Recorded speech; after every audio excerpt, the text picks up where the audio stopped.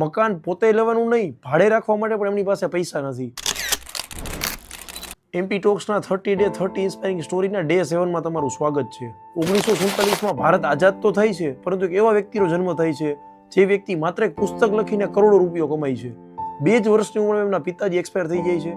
મકાન પોતે લેવાનું નહીં, ભાડે રાખવા માટે પણ એમની પાસે પૈસા નથી. એટલા માટે ટ્રેલરમાં રહીને પોતાની જિંદગી ગુજારે છે. એક પત્ની ને 2 નાના બાળકો. પરિસ્થિતિ એટલી બધી ખરાબ કે ટેલિફોન બિલ પે કરવાના પણ એમની પાસે રૂપિયા નથી. માટે ટેલિફોન કંપની એમનું ટેલિફોન કાપી જાય છે. નાનપણથી જ એમને પરાભૌતિક વાર્તાઓ અને રહસ્યમય વાર્તાઓનો શોખ, માટે વાર્તાઓ લખે છે. એક પણ વાર્તા કોઈ પણ પબ્લિકેશન એક્સેપ્ટ કરવા માટે તૈયાર નથી. અમુક સમય પછી કોલેજીસમાં માત્ર સિલેબસમાં અમુક વાર્તાઓ સિલેક્ટ થઈ છે, જે પણ ફ્રી ઓફ કોસ્ટ અને પબ્લિશ થઈ છે. એને એક વિચાર આવે છે, જો મારી હોરર વાર્તાઓ આટલી બધી પસંદ થતી હોય તો હું હોરર નવલકથા પણ લખી શકું. એને હોરર નવલકથા લખવાની શરૂઆત કરી. થોડી જ નવલકથા લખાણી, એને એવું લાગ્યું કે આવું સારી નથી, એને ડસ્ટબિનમાં ફેંકી દીધી. આ વાત એમની પત્ની જોવે છે કે નવલકથા ડસ્ટબિનમાંથી બહાર કાઢે છે, આખી નવલકથા વાંચે છે અને એને લાગે છે કે નવલકથા બહુ જ સારી છે. માટે પોતાના પતિને મોટિવેટ કરે છે કે તમારે આ નવલકથા પૂરી કરવી જોઈએ, એ એકદમ સારી છે.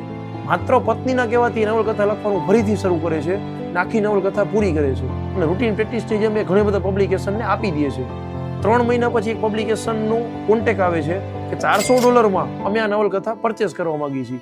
એ ઓકે કરી દે છે. 6 મહિના પછી બીજી નવલકથા લખે છે. બીજા એક પબ્લિકેશન એમને $2 લાખ એ વસ્તુ પરચેસ કરે છે. અહીંથી એમની જિંદગીની ધીમે ધીમે સફળતા આગળ વધે છે. એ વ્યક્તિ આગળ જતા એટલો મોટો હોરર નવલકથાનો બેતાજ બાદશાહ બની જાય છે. આજે ઓલ ઓવર વર્લ્ડમાં એ વ્યક્તિ હોરરની દુનિયાનો બેતાજ બાદશાહ છે. એ વ્યક્તિના સ્ટીફન કિંગ. એ વ્યક્તિની 12 નવલકથામાંથી 8 નવલકથા ઉપર તો મૂવી બની ચૂક્યા છે.